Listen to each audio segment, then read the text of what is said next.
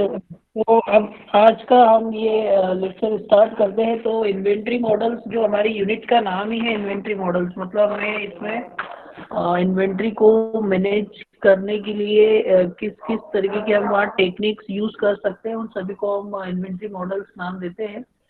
तो बेसिकली जो inventory models होते हैं उनके क्लासिफिकेशन दो कैटेगरीज में किए हैं। यहाँ पर मैंने इस नोट्स में लिखा नहीं है, अगर आप चाहते हैं लिखना तो आप उनके दोनों के नाम लिख सकते हैं। पहला होता है स्टैटिक इन्वेंट्री मॉडल और दूसरा रहता है डायनामिक। तो फर्स्ट कैटेगरी रहती है स्टैटिक इन्वेंट्री मॉडल और दूसरी जो कैटेगरी रहेगी वो रहेगी डायनामिक। तो इसको स्पेशली अलग से मैंने मेंशन नहीं किया है यहाँ नोट्स में, तो आप इसको चाहो तो कॉपी पे अलग से अपने ध्यान रखने के लिए लिख सकते हैं।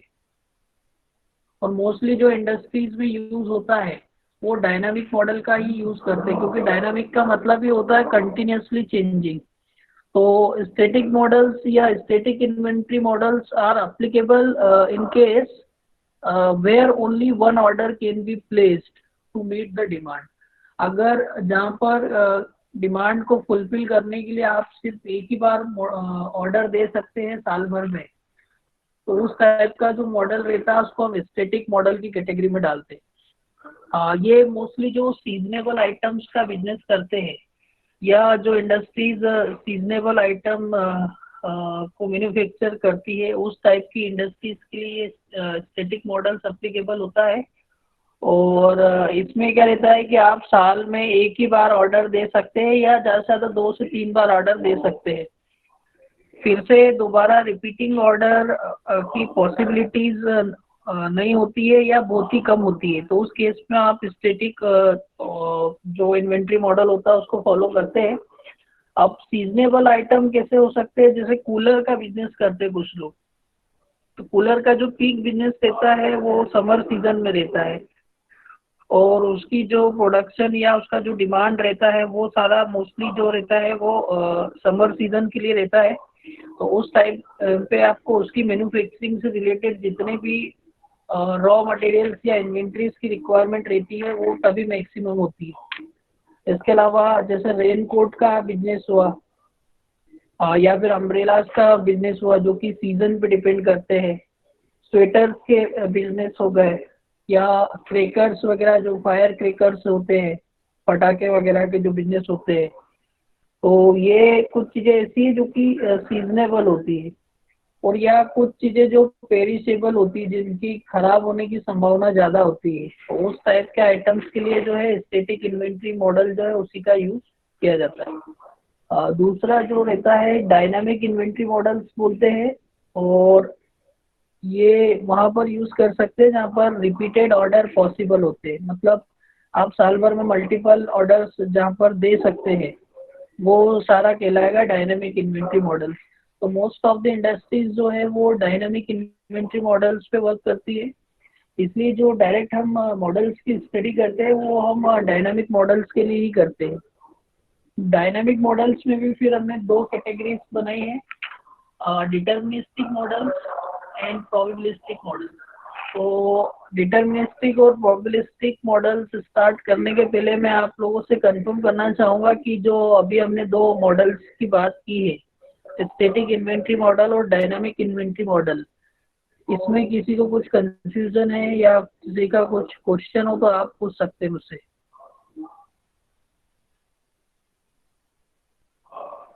ठीक है, आई थिंक स्टूडेंट साइड से कोई क्वेश्चन नहीं है तो हम आगे ही बढ़ते हैं।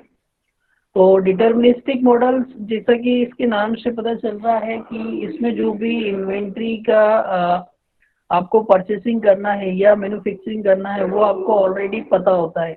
And these models are based on the assumption that the demand as well as the lead time is deterministic. इसमें क्या होता है कि आपकी जो डिमांड और लीड टाइम है वो डिटर्मिनिस्टिक होता है। मतलब आपने जो डिमांड की है,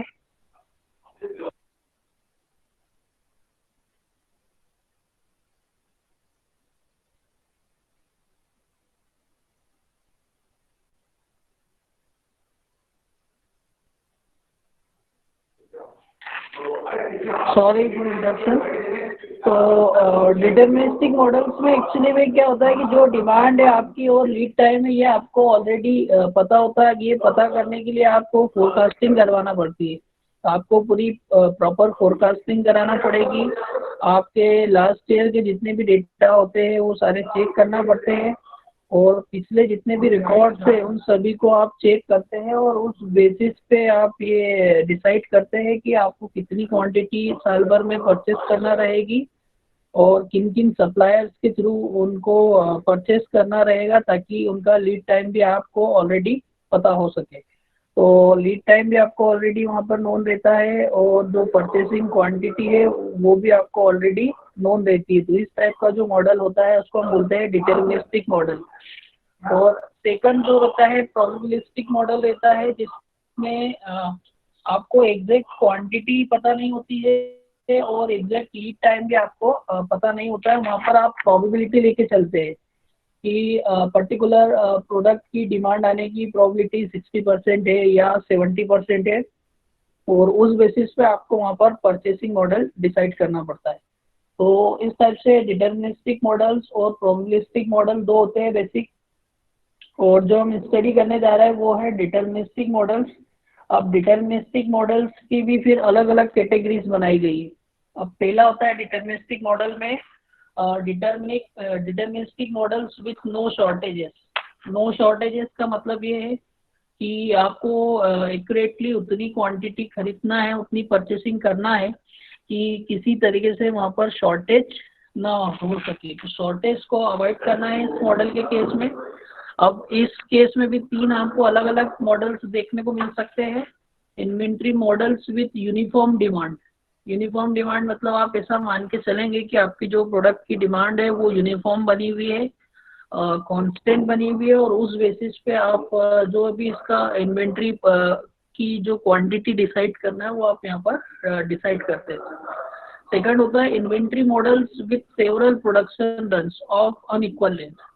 अब इसमें आप ऐसा मान के चलते हैं कि जो प्रोडक्शन रन रहेगा आपका या जो प्रोडक्शन ड्यूरेशन रहेगा आपका वो अनइक्वल लेंथ का रहेगा। तो जब हम इस मॉडल को पढ़ेंगे तब इस बारे में एक बार फिर से डिस्कस करेंगे।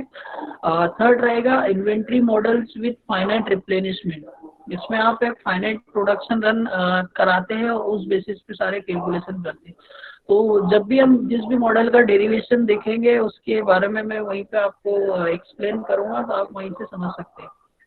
सेकंड डिटर्मिनिस्टिक मॉडल्स होता है इसमें विथ शॉर्टेजेस, जिसमें आपको शॉर्टेजेस अलाउ है। आप कुछ अमाउंट में ऐसा मान लेंगे कि आप अगर कुछ अमाउंट में शॉर्टेज कर सकते हैं कंपनी में तो आप उसको अलाउ कर सकते हैं। इसमें भी फिर तीन अलग मॉडल्स पढ़ना रहेगा। थर्ड रहेगा इसमें deterministic model when the quantity discount is allowed. कभी कभी क्या होता है कि जो आपका सप्लायर है वो आपको कुछ डिस्काउंट देता है नंबर ऑफ यूनिट से ज़्यादा परचेस करने पर। तो उस बेसिस पे बेसिक दो क्लासिफिकेशन होते हैं, with one price break and with more than one price break. तो ये सारा जब भी जिस भी मॉडल को हम पढ़ेंगे तो उसको डिस्कस करेंगे वहाँ पर।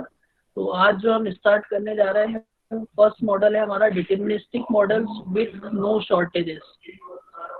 मतलब ऐसा मॉडल जिसमें आपको शॉर्टेज अलाउ नहीं है, आपको एक्यूरेटली जितना अमाउंट चाहिए उतना आपको मेंटेन रखना पड़ेगा यहाँ पर।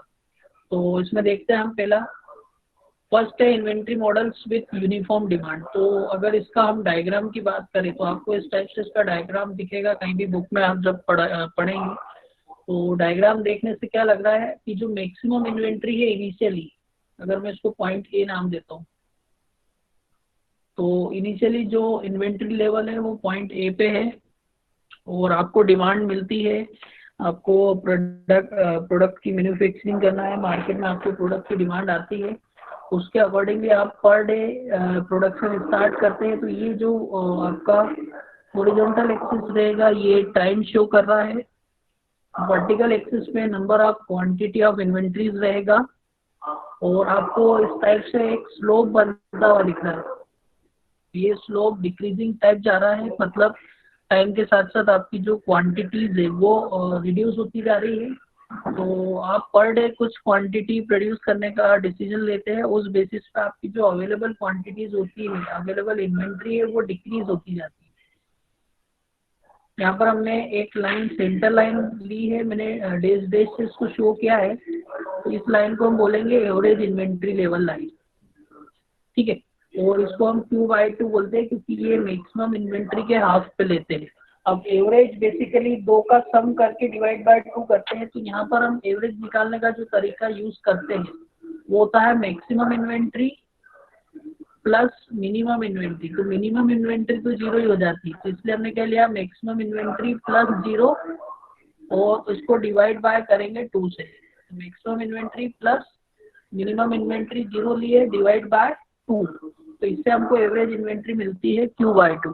आप हमेशा आप ये याद रखना, आप जितने भी डेरिवेशन हम करेंगे उसमें एवरेज इन्वेंट्री की वैल्यू Q/2 ही लेंगे, मतलब हाफ वैल्यू लेंगे।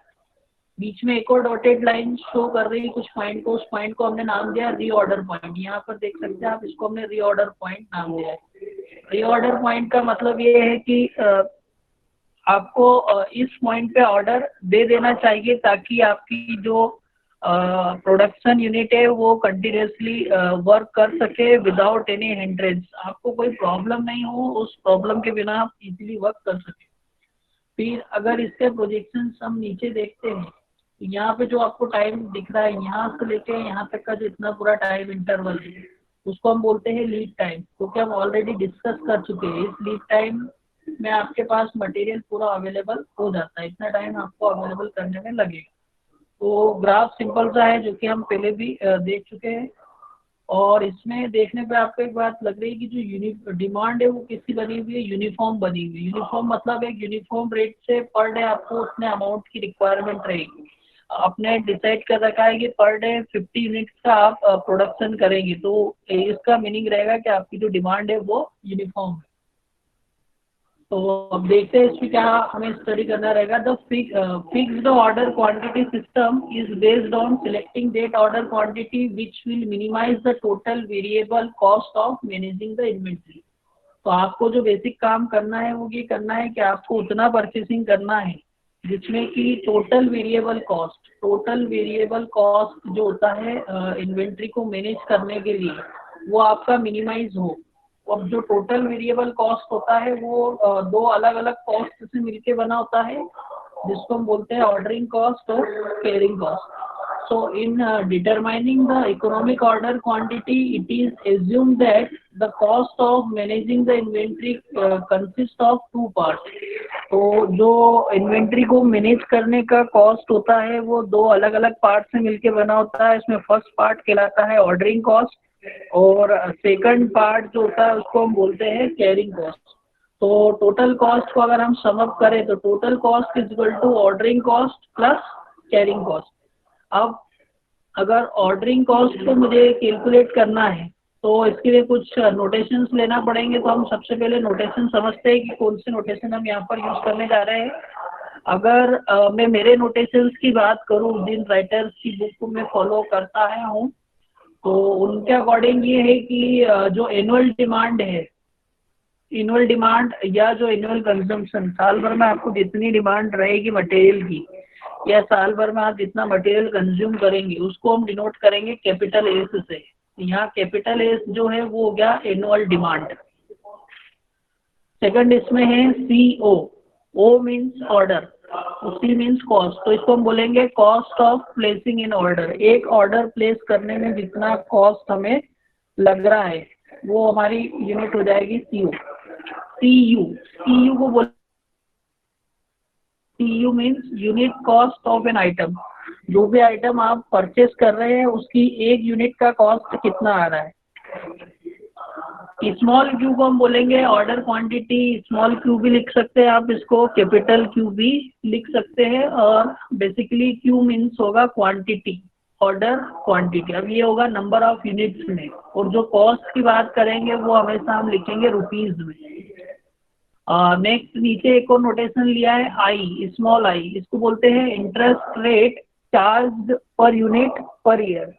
तो एक यूनिट को होल्ड करने के लिए, आपकी कोई भी प्रोडक्ट की किसी भी रॉ मटेरियल की एक यूनिट को होल्ड करके रखने के लिए साल भर में आपको जितना इंटरेस्ट चार्ज लगेगा वो आपका कहलाता है आई।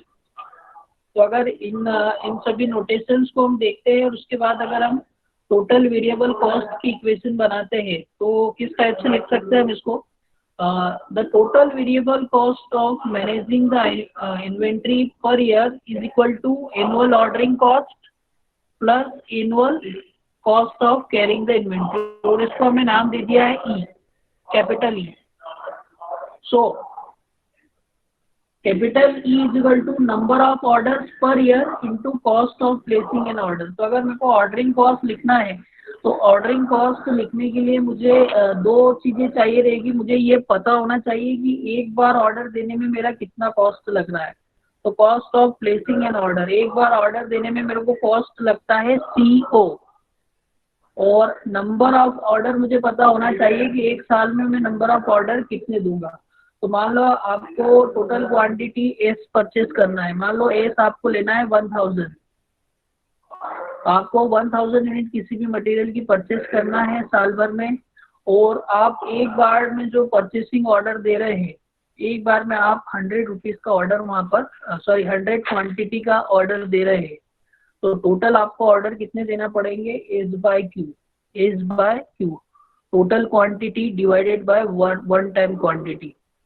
तो इससे हम देख सकते हैं कि साल भर में आपको कितनी बार ऑर्डर देना पड़ सकता है, वहाँ पर 10 टाइम्स आपको ऑर्डर देना पड़ेगा। और अगर आपको एक बार ऑर्डर देने का जो कॉस्ट आ रहा है वो आ रहा है 10 रुपीज, तो आपको इसमें किसका मल्टीप्लाई करना पड़ेगा? ऑर्डरिंग कॉस्ट पर ऑर्डर का। तो एक बार ऑर्डर देने में जितना खर्च आपको लग रहा है, तो मान लो आपने दे दिया 10 रुपीज, तो इस तरीके से आपको एक बार जो ऑर्डरिंग कॉस्ट हो जाएगी वो आपकी 100 रुपीज इसमें इंक्लूड करना पड़ेगी। आ रही बात सभी को समझ में? सेम सेकंड वाला जो रहता है वो सेकंड टर्म होती है annual cost of carrying the inventory. अब जो आपने मटेरियल खरीद लिया है, परचेसिंग होने के बाद ये मटेरियल आपके गोडाउन्स में पहुंच जाता है, और गोडाउन में जब ये पहुंच चुका है तो इसको आपको क्या करना पड़ेगा कि आपको इसको सेव करके रखना पड़ेगा और इसकी सेफ्टी रखना पड़ेगी, उसको कैरी करके रखना पड़ेगा। तो उस पर जो भी कॉस्ट आपका खर्च होगा उसको हम बोलेंगे कैरिंग कॉस्ट। वो दो चीज़ों से मिलके बना होता है कैरिंग कॉस्ट। एक होता है एवरेज इन्वेंट्री। अब ये कैरिंग कॉस्ट हमेशा ध्यान रखिएगा, कैरिंग कॉस्ट जब भी आपका अप्लीकेबल होगा वो एवरेज इन्वेंट्री के ऊपर ही कैलकुलेट करते हैं हम। सो एवरेज इन्वेंट्री हो जाएगी, और एवरेज इन्वेंट्री हमने कैसे कैलकुलेट किया था? Q/2। एवरेज इन्वेंट्री कहलाएगी Q/2। Maximum inventory Q plus 0 divide by 2। तो इस तरीके से हम निकाल सकते हैं इसमें एवरेज इन्वेंट्री। साथ में इन्वेंट्री कैरिंग कॉस्ट, तो जो इन्वेंट्री कैरिंग कॉस्ट है उसको हमने डिनोट किया है CUI से। इन्वेंट्री कैरिंग कॉस्ट को हमने डिनोट किया है CU इंटू आई से। CU होता है कॉस्ट पर यूनिट, एक यूनिट परचेस करने में लगी हुई कॉस्ट, और आई होता है उस एक यूनिट पे जो परचेस की गई कॉस्ट है उसके ऊपर आप 10% या 20% या 5% उसको कैरी करने के लिए साल भर में जो खर्च करेंगे वो हो जाता है आपका आई। तो इस तरीके से ये पूरा जो फैक्टर है CU इंटू आई, इसको हम CH से भी डिनोट करते हैं। इस पूरे फैक्टर को हम CH से भी डिनोट कर सकते हैं, जिसको हम बोलते हैं होल्डिंग कॉस्ट। उसमें CU और I का दोनों का जो प्रोडक्ट रहता है उसको हम साइमल्टेनियसली लिख देते हैं और उसको डिनोट कर देते हैं CH से। तो अभी हमने इसमें क्या कैलकुलेट किया? अभी हमने यहाँ पर देखा है कि इन्वेंट्री को मैनेज करने के लिए कितना टोटल कॉस्ट आपको अप्लाई करना पड़ता है। अभी यहाँ तक किसी को कुछ क्वेश्चन हो या कोई डाउट हो तो आप मुझसे यस सर। सर इसमें जो अपना टोटल प्रोडक्ट का कॉस्ट है वो क्यों नहीं कंसीडर करा आपने? टोटल प्रोडक्ट या रॉ मटेरियल का कॉस्ट हम इसमें नहीं देख रहे हैं, क्योंकि हम यहाँ पर क्या चीज कैलकुलेट कर रहे हैं? Variable cost of managing the वो भी तो इन्वेंट्री। वेरी कर सकता है sir, depending on the demand. अगर मैंने ज्यादा खरीदा तो वो कम पैसे में पड़ेगा, और अगर मैं कम खरीदा तो ज्यादा पैसे में पड़ेगा, तो वो भी तो वेरिएबल कॉस्ट हो गया। नहीं, वो वेरिएबल कॉस्ट आपका अलग है। यहाँ पे जो अपन वेरिएबल कॉस्ट देख रहे हैं ये अपन ये देख रहे हैं कि जब आपने उसको ऑर्डर दे दिया है और परचेसिंग कर ली है कुछ पर्टिकुलर यूनिट की, तो उनको आपको होल्ड करके रखने में कितना खर्च हो रहा है। क्योंकि आपको क्या है कि अगर मान लो 1000 जो पीसेस है इसका ऑर्डर, मटेरियल के 1000 यूनिट का ऑर्डर आपको साल भर में देना है, तो आपको सबसे बड़ी समस्या ये होती है कि वो आप एक बार में कितना खरीदे। आप 50 यूनिट खरीदना चाहते हैं एक बार में, 100 यूनिट खरीदना चाहते हैं, 200 या 500, तो उस बेसिस पे आपका ऑर्डरिंग कॉस्ट भी डिसाइड होता है और उसी बेसिस पे आपको उसको होल्ड करके रखने का कॉस्ट भी डिसाइड होता है। और ये जो दोनों कॉस्ट है ये आप इन्वेंट्री को होल्ड करके रखने के लिए अप्लाई कर रहे हैं। और जो आप बात कर रहे हैं वो होता है direct material cost. Direct material cost, अगर मैं इस टर्म को total variable cost of managing the inventory नहीं बोलते हुए अगर मैं इसको बोलता टोटल कॉस्ट, तो जब हम टोटल कॉस्ट की बात करेंगे तो टोटल कॉस्ट के केस में हमको ये करना पड़ेगा कि जो मटेरियल का डायरेक्ट कॉस्ट है, उस मटेरियल का परचेसिंग कॉस्ट है, उसको भी इंक्लूड करना पड़ेगा। तो अभी हमने सिर्फ कितना कैलकुलेट किया ओके है, सर। अभी हम सिर्फ कैलकुलेट कर रहे हैं कि उस मटेरियल पे इन्वेंट्री को मैनेज करके रखने के लिए कितना खर्च करना पड़ रहा है।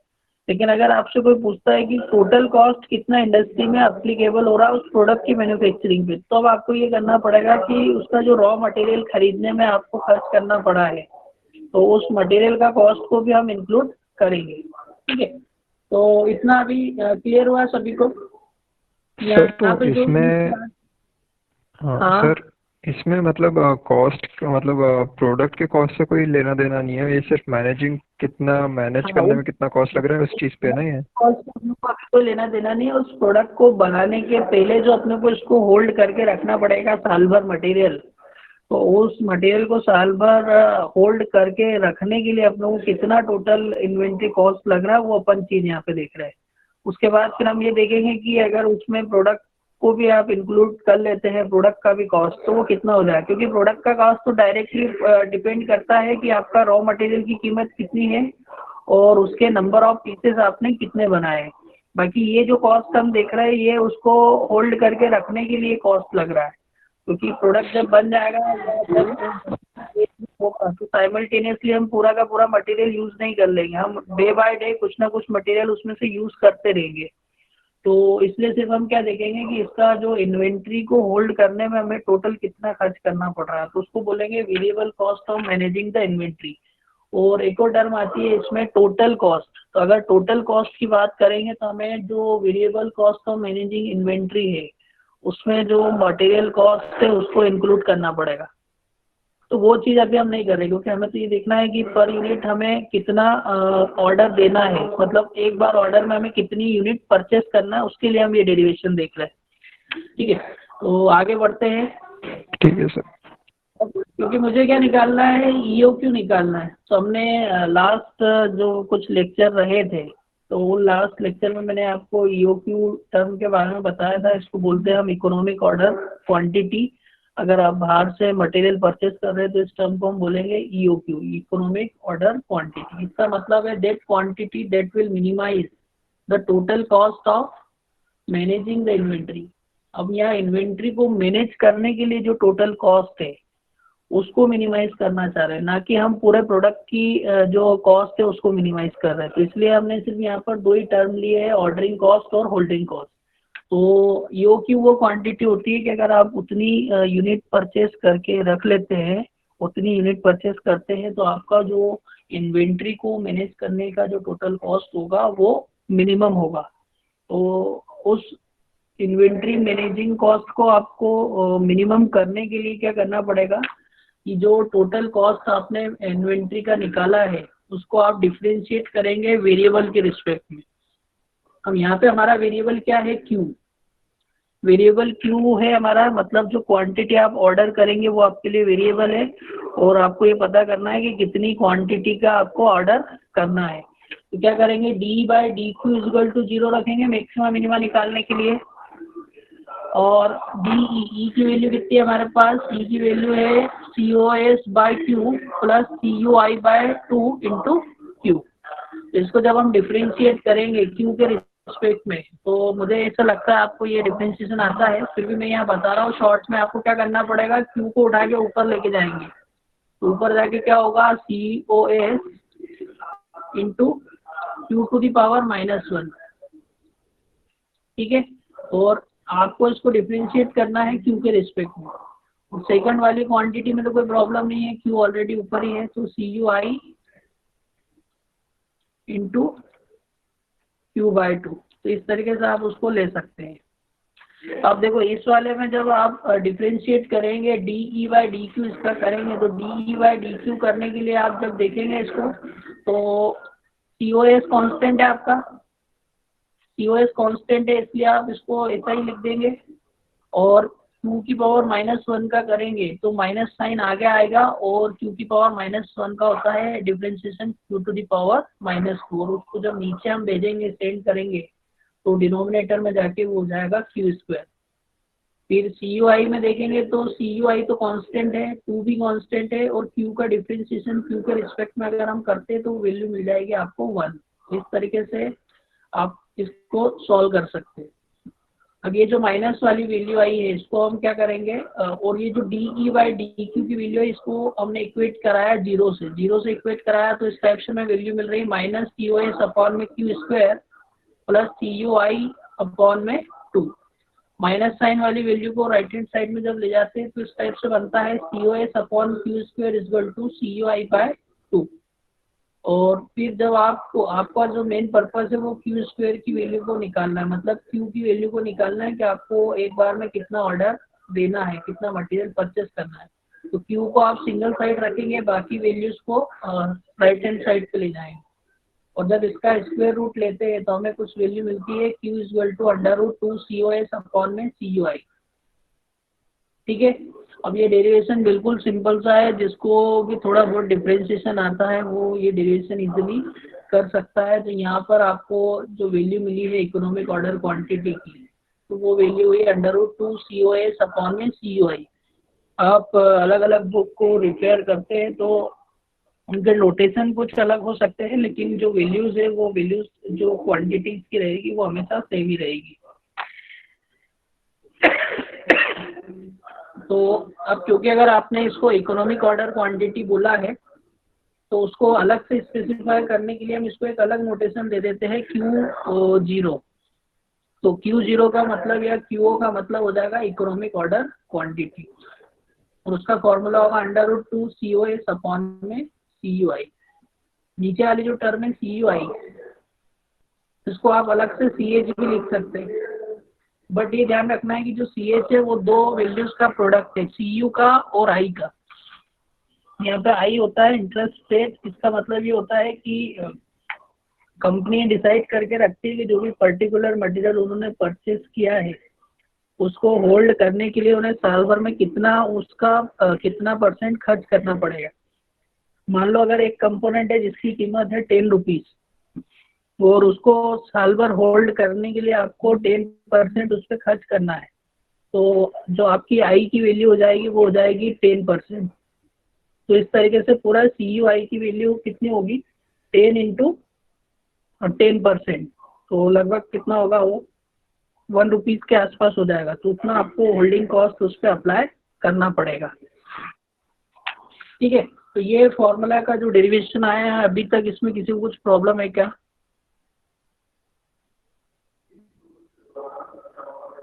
और सभी ने डेरिवेशन लिख लिया है अपनी कॉपी में? क्योंकि मैं आज है ना, मैं चेक करूंगा तभी अटेंडेंस दूंगा, और वो वैसे भी आप लोगों के नॉलेज के लिए है, आप चाहो तो लिख सकते हो, उसको अच्छी बात है। ठीक है, बेसिक डेरिवेशन है, ये डेरिवेशन समझ में आएगा तभी आगे के जितने भी कॉम्प्लिकेटेड वाले डेरिवेशन है वो हम कर पाएंगे। और आप अगर सिर्फ इसको बैठ के ऐसे देखते रहेंगे तो ज़्यादा समझ नहीं आएगा। अपने हाथ से कॉपी में जब लिखना स्टार्ट करेंगे, उस डेरिवेशन को सॉल्व करना स्टार्ट करेंगे, तो काफ़ी चीज़ें आपको खुद ही समझ में आने लग जाएंगी। ठीक है, तो ये टॉपिक में समझ रहा हूँ कि ये डेरिवेशन अपना कंप्लीट हुआ, अपन आगे बढ़ते हैं। अब एक और चीज़ है EOQ in terms of money. तो जो पिछले टॉपिक में हमने निकाला है EOQ निकाला था in terms of number of unit. In terms of number of unit मतलब अगर मेरे को ये पता करना है कि एक बार में मुझे कितने यूनिट्स का ऑर्डर देना है तो मैं इस फॉर्मूले को यूज़ कर सकता हूँ। लेकिन मुझे नंबर ऑफ यूनिट्स का ऑर्डर नहीं पता करना, मुझे अगर ये पता करना है कि एक बार में मैं कितने रुपए का ऑर्डर भेजूँ जिससे कि मेरा जो इन्वेंट्री कॉस्ट है वो मिनिमाइज किया जा सके। तो अगर नंबर ऑफ रुपीज़ की टर्म में या मनी की टर्म में अगर आप उसको कैलकुलेट करना चाहते हो, हम ऊपर वाला डेरिवेशन ही लेके चलेंगे और उसी को एक सिंप्लीफाइड फॉर्म में लेके आएंगे। तो यहाँ पर हमने एक नया नोटेशन लिया है कैपिटल ए। कैपिटल ए को मैं क्या बोलूँगा, annual consumption. In rupees. Annual consumption in rupees का मतलब है साल भर में मुझे जो इन्वेंट्री खरीदना है उस पे जितना पैसा मैं कंज्यूम करूंगा, खर्च करूंगा, वो मेरा हो जाएगा एनुअल कंजम्पशन, और इसकी यूनिट रहेगी रुपीस में। इसको हम एनुअल यूसेज भी बोलते हैं। और जब हमने एबीसी एनालिसिस देखा था, तो जो एबीसी एनालिसिस होता है वो एनुअल यूसेज पे ही वर्क करता है। तो हम यहाँ पर एनुअल यूसेज अगर हमें निकालना है तो हम क्या करेंगे, एनुअल यूसेज निकालने के लिए आपको ये देखना पड़ेगा कि साल भर में आपको कितनी क्वांटिटी परचेस करना है, तो उसको हम बोलेंगे कैपिटल एस। और सीयू होगा उस एक यूनिट का खर्च, तो सीयू हो जाएगा यूनिट कॉस्ट। तो जब आप यूनिट कॉस्ट को टोटल नंबर ऑफ क्वांटिटी साल भर में आपको जितनी चाहिए उससे मल्टीप्लाई करेंगे तो आपको जो वैल्यू मिलेगी उसको बोलेंगे एनुअल यूसेज, और वो वैल्यू आपको रुपीस में मिलेगी, मनी के फॉर्म में मिलेगी कि आपको कितने रुपए खर्च करना है उस पर्टिकुलर आइटम को परचेस करने के लिए। ठीक है, तो जो ईओक्यू का फॉर्मूला हमने लास्ट डेरिवेशन में निकाला था, Q0 = √2COS/CUI, इसकी जो दोनों साइड है, लेफ्ट हैंड साइड और right hand side, left hand side और राइट हैंड साइड दोनों को हम CU से मल्टीप्लाई कर रहे हैं। CU मीन्स हमारी जो यूनिट कॉस्ट है उससे दोनों साइड हमने इसको मल्टीप्लाई किया। तो जब आप यूनिट कॉस्ट से मल्टीप्लाई कर रहे हैं तो लेफ्ट हैंड साइड में आपको कुछ इस टाइप से मिलेगा QO/CU, और राइट हैंड साइड पे जो आपकी वैल्यू थी √2COS/CUI, उसके साथ मल्टीप्लाई में हम लिख देंगे CU को। और जब CU को इस रूट की वैल्यू के अंदर लेके जाते हैं तो ये वैल्यू हो जाएगी CU²। तो CU² से हम यहाँ पर CU को कैंसिल आउट कर सकते हैं। तो जब सिंप्लीफिकेशन करेंगे तो QO/CU जो एक वैल्यू थी हमारी, उसको हमने एक नया नाम दे दिया है कैपिटल Q0। अब कैपिटल Q0 और स्मॉल Q0 में सिर्फ इतना फर्क है कि जो स्मॉल Q0 है वो डिनोट कर रहा है आपकी नंबर ऑफ क्वांटिटी को, वो यूनिट्स में रहेगी, यूनिट्स बेसिस पे रहेगी।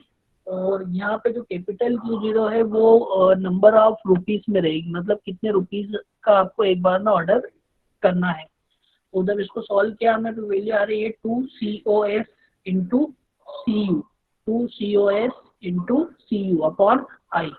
तो अगर आप यहाँ देख रहे हैं कि जो CU/S होता है इसके प्रोडक्ट को हम बोलते हैं एनुअल यूसेज। तो इस CU/S ये जो वैल्यू है इसको हम रिप्लेस कर सकते हैं कैपिटल A से। इसको अगर हम कैपिटल A से रिप्लेस करते हैं तो हमें इस टाइप से नया फॉर्मूला मिल जाएगा, कैपिटल Q =√2COA/I, 2COA/I। इस तरीके से आप ये फॉर्मूला निकाल सकते हैं। ये ध्यान रखना है कि ये फॉर्मूला आता है नंबर ऑफ रुपीस की टर्म में, मतलब आप कितने रुपीस का वहाँ पर परचेसिंग करेंगे एक बार में, ताकि आपकी जो इन्वेंट्री का मैनेजिंग कॉस्ट है वो मिनिमाइज हो सके। ऊपर वाला जो फॉर्मूला हमने पहले डिराइव किया था, ये जो फॉर्मूला है ये रहेगा नंबर ऑफ यूनिट्स बेसिस पे, कि कितनी यूनिट्स का मैं एक बार में ऑर्डर दूं जिससे कि मुझे साल भर जो होल्ड करके रखना है यूनिट्स, उनका जो कॉस्ट है वो मैं मिनिमाइज कर सकूं। ठीक है, आई होप कि ये दोनों डिफरेंस आपको प्रॉपरली समझ में आ गया।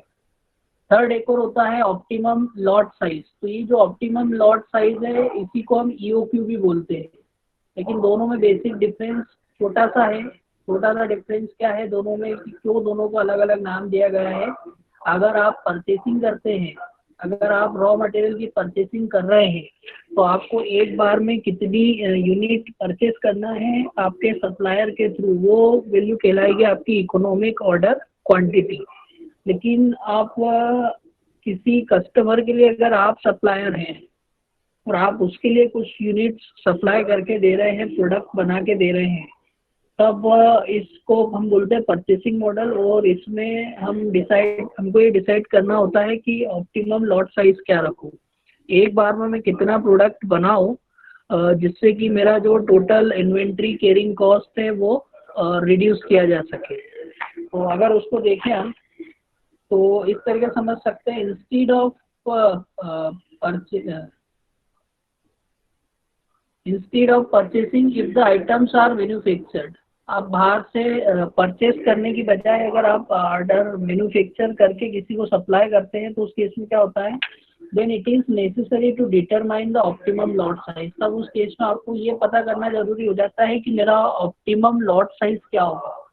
और ऑप्टिमम लॉट साइज को अगर डिफाइन करें तो क्या होता है, a lot produced in A one setup, एक सेटअप में मुझे कितने प्रोडक्ट बनाना है, एक बार मशीन का सेटअप कर दिया है तो उससे कितने प्रोडक्ट मुझे एक बार में बनाना है, वो मेरा सेटअप कहलाता है। सेटअप, उसको सेटअप कॉस्ट भी बोलते हैं। तो यहाँ पे हमको ये देखना है कि एक बार में मैं कितने प्रोडक्ट बना लूँ जिससे कि जो हमारा मटेरियल को होल्ड करने का कॉस्ट लग रहा है, total variable cost of managing the inventory है, उसको हम रिड्यूस कर सकें।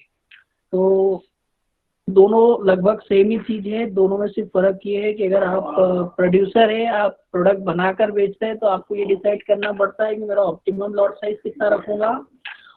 और अगर आप परचेस कर रहे हैं तो परचेस करने के केस में आपको ये ध्यान रखना पड़ेगा कि मुझे कितना मटेरियल का ऑर्डर करना है। इसके फिर से हम कुछ नोटेशन समझते हैं इसमें। एस, जैसा कि हम पिछले डेरिवेशन में देखें, एस को हम बोलेंगे एनुअल प्रोडक्शन। वहाँ पर हम एनुअल मटेरियल परचेस जो करना रहता था वो बोलते थे, एनुअल रिक्वायरमेंट बोलते थे उसको, लेकिन यहाँ पर हम इस चीज़ को बोलेंगे एनुअल प्रोडक्शन कि साल भर में हमें कितना प्रोडक्शन करना है। कैपिटल एन रहेगा number of production runs per year, पूरे एक साल में आप कितनी बार प्रोडक्शन साइकिल को चलाएंगे। प्रोडक्शन साइकिल को चलाएंगे मतलब आप कितने लॉट उसमें साल भर में बनाएंगे। सीओ रहेगा सेटअप कॉस्ट।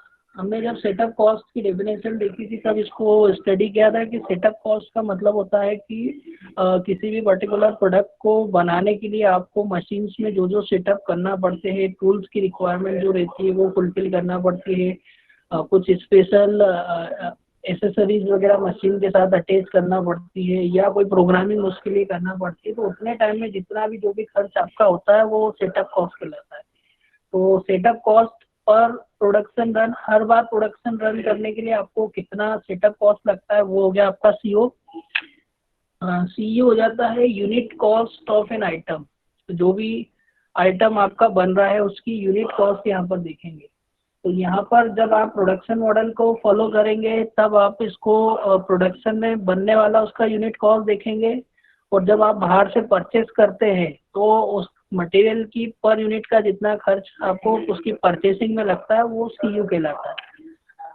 ठीक है, तो अगर आप फिर से इन सभी वैल्यूज को देखते हैं, आई फिर से यहाँ पर क्या रहेगा, इंटरेस्ट रेट रहेगा जो कि इन्वेंट्रीज को होल्ड करने में आपका लगता है। तो यहाँ पर फिर से आप अगर एनुअल इन्वेंट्री कैरिंग कॉस्ट को देखेंगे तो कितना हो जाएगा, वो हो जाएगा annual setup cost plus annual carrying cost.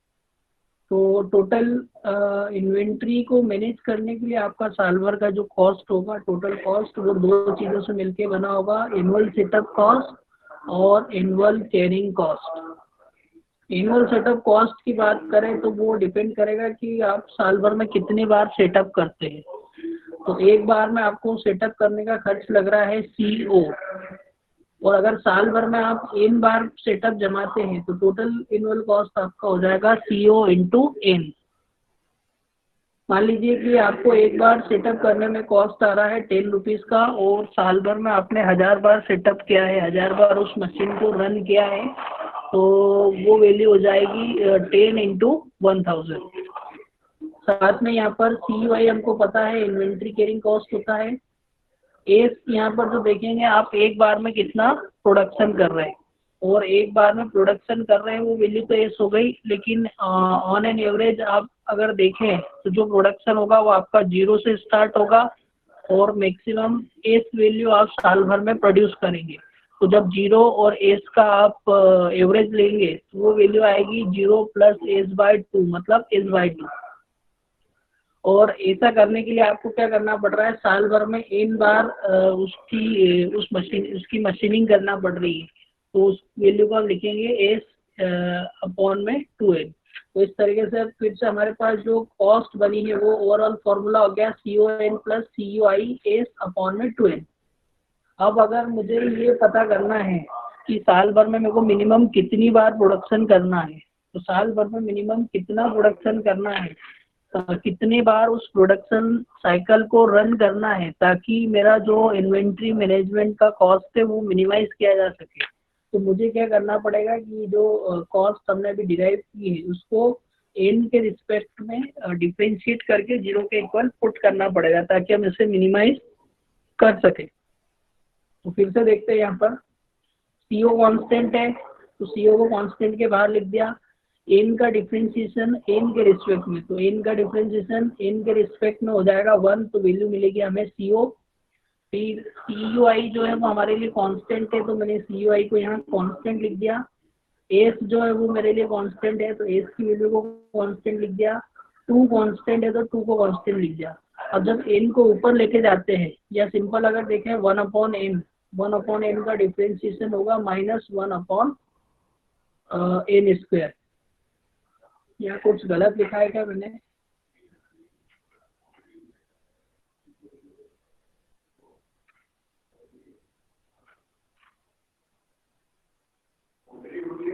n⁻⁻1, ठीक है।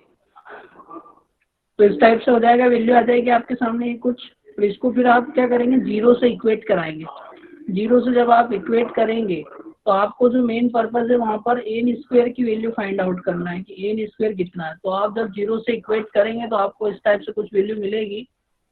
तो नेगेटिव वैल्यूज को लेफ्ट हैंड साइड में ले जाएंगे, पॉजिटिव वाली को राइट हैंड साइड में रखेंगे, तो इस टाइप से वैल्यू मिलेगी आपको। यहाँ पे मेन पर्पज है n² की वैल्यू को निकालने का, तो n² को एक साइड रखेंगे, बाकी सारी वैल्यू जो है राइट साइड में जा रही है। तो इस टाइप से हमें कुछ वैल्यू मिल रही है, n² CUI/2CO। और हमें n की वैल्यू चाहिए, तो इसके लिए हम क्या करेंगे, दो ही साइड रूट ले लेंगे, तो NO की वैल्यू हमारे को मिल रही है √CUI/2CO। अब ये जो NO आ रहा है, तो ये हो रहा है कि आप ये ऑप्टिमम वैल्यू आपको मिल रही है प्रोडक्शन रन की, कि आपको कितने प्रोडक्शन रन साल भर में करना चाहिए, जिससे कि आपकी जो टोटल इन्वेंट्री मैनेजमेंट कॉस्ट है वो मिनिमाइज किया जा सके। लेकिन आप अगर क्वांटिटी के टर्म में इसको कैलकुलेट करना चाह रहे हैं कि एक बार में कितनी क्वांटिटी आपको बनाना चाहिए, तो उसके लिए हम क्या कर सकते हैं, यहाँ पे एक फॉर्मूला यूज कर सकते हैं। सिंपल सा फॉर्मूला है, वो सभी हम कई बार यूज करते हैं। ऑप्टिमम प्रोडक्शन क्वांटिटी पर प्रोडक्शन रन, एक बार में कितनी क्वांटिटी में प्रोड्यूस करूं जिससे कि मेरी जो टोटल इन्वेंट्री मैनेजमेंट कॉस्ट है वो मिनिमाइज की जा सके। तो उसके लिए होगा टोटल एनुअल प्रोडक्शन, साल भर में मुझे जितना प्रोडक्शन करना है वो, और उसको डिवाइड बाय करूं number of optimum production run से। तो number of optimum production run से जब हम इसको डिवाइड करते हैं तो हमें कुछ वैल्यू ऐसी मिलती है, QO √2COS/CUI। तो ये सेम रिलेशन हमको मिल जाता है जो कि हमने पिछले केस में EOQ के रिलेशन में देखा था। बस यहाँ पर उनके नोटेशन, मतलब उनको बोलने का तरीका चेंज हो गया है। वहाँ पर हम CO को बोलते थे ऑर्डरिंग कॉस्ट, तो यहाँ पर हम CO को बोलेंगे सेटअप कॉस्ट, सेटअप करने में कितना खर्च लग रहा है। वहाँ हम एनुअल यूनिट रिक्वायर्ड बोलते थे, साल भर में हमें कितनी यूनिट की जरूरत पड़ेगी। यहाँ पर हम बोल रहे हैं एनुअल यूनिट प्रोड्यूस, आपने कितनी एनुअल यूनिट साल भर में प्रोड्यूस की है। CU वहाँ पर होता था unit cost of purchasing the material, यहाँ पर CU हो जाएगा unit cost of producing the material product. I जो होगा उसको होल्ड करने में जितना भी आपका खर्च लग रहा है वो चीज़ हो जाएगी। तो इस तरीके से हमने आज जो डेरिवेशंस देखे हैं उसमें पहला जो बेसिक डेरिवेशन हमने देखा है कि अगर आप डिटरमिनिस्टिक मॉडल को फॉलो कर रहे हैं, डिटरमिनिस्टिक मॉडल के साथ में आप नो शॉर्टेज वाली पॉलिसी को फॉलो करते हैं, जिसमें कि आप ये चाहते हैं कि कंपनी में किसी भी तरीके से मटेरियल का शॉर्टेज कभी भी न हो। और उस मॉडल में आपने पहला वाला मॉडल देखा A.1, जिसको हम बोल रहे हैं inventory models with uniform demand. इसमें आपने देखा कि आपको जो प्रोडक्ट की डिमांड आ रही है वो यूनिफॉर्म बनी हुई है, लगभग कांस्टेंट रेट से आपको डिमांड मिल रही है। तो उस बेसिस पे हमने मॉडल का एनालिसिस किया है। और उसके बाद फिर हमने EOQ का डेरिवेशन देखा था, नंबर ऑफ यूनिट्स की टर्म में क्या वैल्यू हो सकती है। उसके बाद EOQ का डेरिवेशन हमने देखा कि रुपीस की टर्म में अगर देखें कि साल भर में अगर मुझे पैसे की टर्म में देखना है तो कितना मैं वहाँ पे परचेसिंग कर सकता हूँ मिनिमम। उसके बाद फिर ऑप्टिमम लॉट साइज बेसिस पे देखा। ऑप्टिमम लॉट साइज मतलब अगर आप प्रोड्यूसिंग यूनिट है, आप प्रोड्यूसर है किसी प्रोडक्ट के, तो आपको एक बार में मिनिमम कितने प्रोडक्ट बनाना चाहिए जिससे कि आपका टोटल इन्वेंट्री कैरिंग कॉस्ट जो है वो कम हो जाए। ठीक है, तो ये डेरिवेशन करा। अब शॉर्ट में अगर आप इसके कुछ फॉर्मूलेज देखना चाहते हैं तो उन फॉर्मूलेज को बोला गया कैरेक्टरिस्टिक ऑफ केस वन। अभी इस केस वन की जो कैरेक्टरिस्टिक्स है वो क्या क्या हो गई, तो ब्रीफ में उन सभी फॉर्मूलेज को एक बार फिर से देख लेते हैं। EOQ को अगर आप देखें तो वो वैल्यू हो गया √2 COS अपॉन में COI। अब ये जो EOQ है इसको आप नंबर ऑफ यूनिट परचेस में भी सेम फार्मूला यूज कर सकते हैं, और जब आप प्रोडक्शन सिस्टम को फॉलो करते हैं तो भी आप इस सेम फार्मूले का यूज वहाँ पर कर सकते हैं। फिर optimum number of orders plan, आपको साल भर में कितनी बार वहाँ पर प्रोडक्शन करना पड़ेगा, तो उसके लिए हमने n की वैल्यू अभी डिराइव की थी, वही वैल्यू है। अब optimum length of time between the order, दो ऑर्डर के बीच में आपको कितना टाइम मिलता है, अगर वो डिराइव करना है तो आपको ये देखना पड़ेगा कि टोटल जो टाइम है वो कितना है, और उसको आपको नंबर ऑफ यूनिट जो आप एक बार में जो नंबर ऑफ ऑर्डर्स प्लान कर रहे हैं उससे डिवाइड करना पड़ेगा। तो इस टाइप से कुछ फॉर्मूला आता है। नॉर्मली जो T है वो हम 1 ईयर का ही लेके चलते हैं, पूरा जो प्लान बनाते हैं 1 साल के लिए बना के चलते हैं। तो T की वैल्यू जब हम यहाँ 1 पुट करते हैं तो हमें इसका जो सिंप्लीफाइड डेरिवेशन मिलता है वो सेम ही मिल जाता है, जो कि 1/NO की वैल्यू होती है। उसके साथ में मिनिमम टोटल इन्वेंट्री कॉस्ट, अब मिनिमम टोटल इन्वेंट्री कॉस्ट की हमने बात की थी, तो वो हमेशा जो होती है ऑर्डरिंग कॉस्ट और होल्डिंग कॉस्ट का सम होती है। और यहाँ पे जब होल्डिंग कॉस्ट आप निकालते हैं तो एवरेज इन्वेंट्री बेस पे निकालते हैं, काफ़ी इंपॉर्टेंट चीज़ है। इस बेसिस पे इसको जब हम लिखते हैं तो ये वैल्यू हो जाती है 2 COS into COA।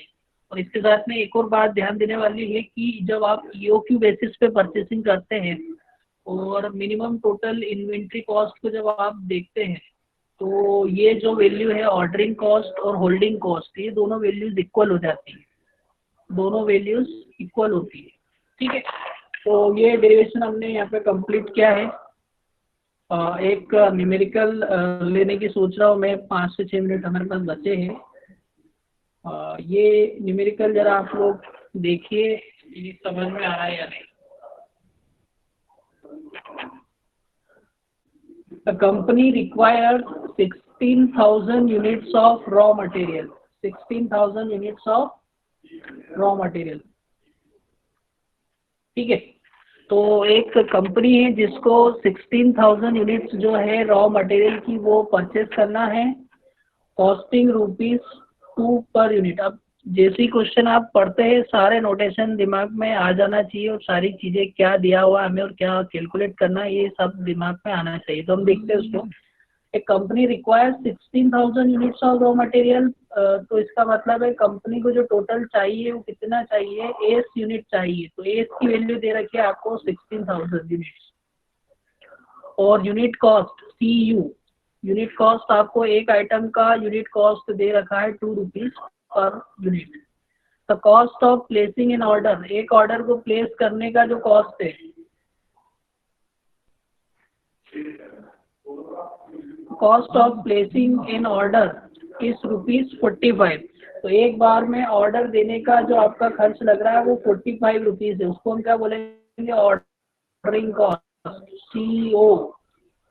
And the carrying cost are 10% per year. ये जो 10% वैल्यू दी है वो पर यूनिट को, एक यूनिट को होल्ड करके रखने के लिए जो साल भर में खर्च करना पड़ रहा है वो हो गया आपका I। ठीक है, तो ये वैल्यू सारी आपको मिल गई है। यहाँ पर I की जो वैल्यू है वो होगी 0.1, यहाँ कुछ शायद मिसप्रिंट हुआ है, यहाँ 0.1 लीजिएगा। ठीक है, आ रहा है समझ में। अब क्या क्या कैलकुलेट करना है आपको, यहाँ पर इकोनॉमिक ऑर्डर क्वांटिटी निकालना है कि इकोनॉमिक ऑर्डर क्वांटिटी कितनी होगी, साइकिल टाइम कितना लगेगा, और total variable cost of managing the inventory कितना होगा।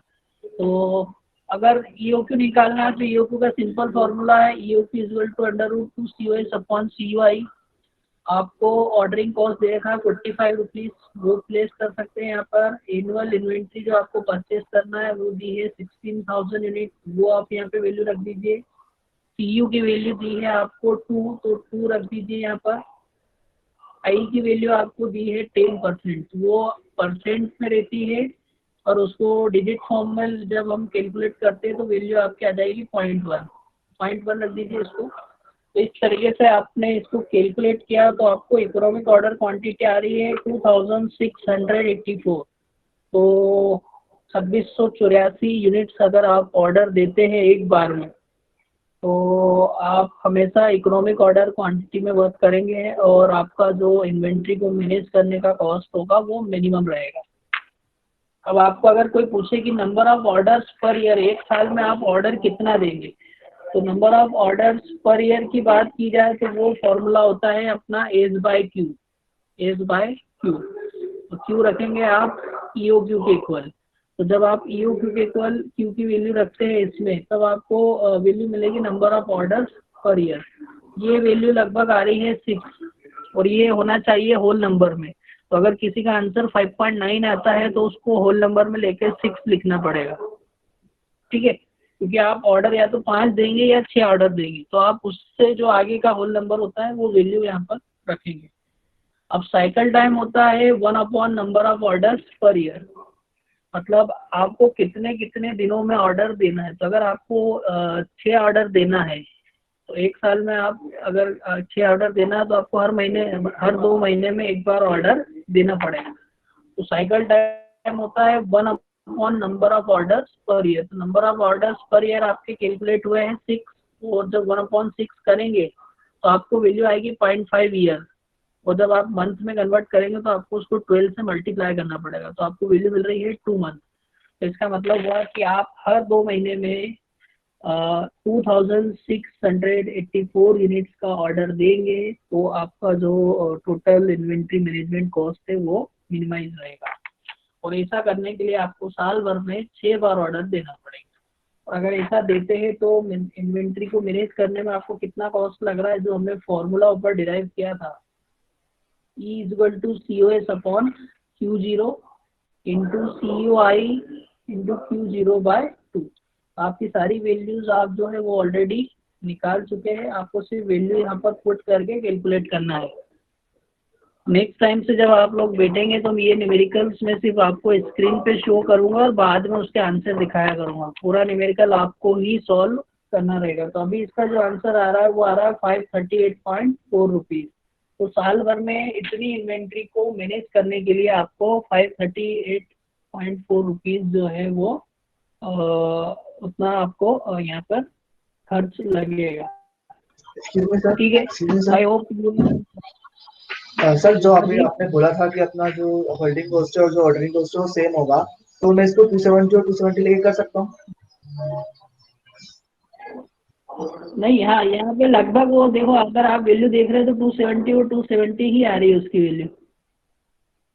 तो इस केस में ये सेम रहता है, तो आप उसको निकाल सकते हैं। वो अगर आप ईओक्यू बेसिस पे परचेसिंग जब भी करेंगे तो दोनों वैल्यू सेम ही रहती है। थोड़ा बहुत यहाँ वेरिएशन हो सकता है उसमें, लेकिन वैल्यू हमेशा सेम ही रहती है लगभग। तो वो शॉर्टकट तरीका रहता है, जब आपको कहीं किसी कॉम्पिटिटिव एग्जाम में इस टाइप से कैलकुलेट करना है तो आप उसको इक्वेट करके और डबल करके आप वैल्यू निकाल सकते हैं। और अगर एक्यूरेट वैल्यू पूरी चाहिए तो आपके पास फॉर्मूला है, आप उसमें वैल्यू रख सकते हैं। वैसे तो सेम ही रहेगी वैल्यू, ठीक है। तो